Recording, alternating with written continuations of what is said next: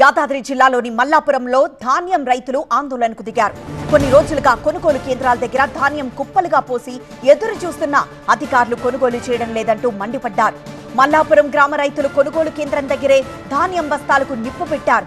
అకాల వర్షాలతో ధాన్యం మొలకలొస్తున్నా అధికారులు పట్టించుకోవడం లేదు అని రైతులు ఆవేదన వ్యక్తం చేస్తున్నారు. ధాన్యం కొనుగోలు చేయకపోతే ఆందోళనను మరింత ఉధృతం చేస్తామని, కలెక్టరేట్ ముట్టడిస్తామని రైతులు హెచ్చరించారు.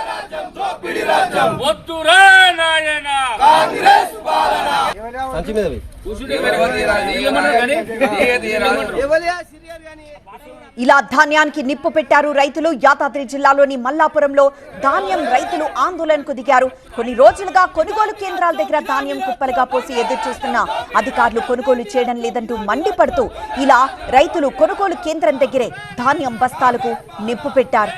అకాల వర్షాలతో ధాన్యం మొలకలొస్తున్నాయి, అధికారులు అయినా పట్టించుకోవడం లేదు అంటూ రైతులు ఆవేదన వ్యక్తం చేస్తున్నారు. ధాన్యం కొనుగోలు చేయకపోతే ఆందోళనను మరింత ఉధృతం చేస్తామని, కలెక్టరేట్ ని ముట్టడిస్తామని రైతులు హెచ్చరించారు.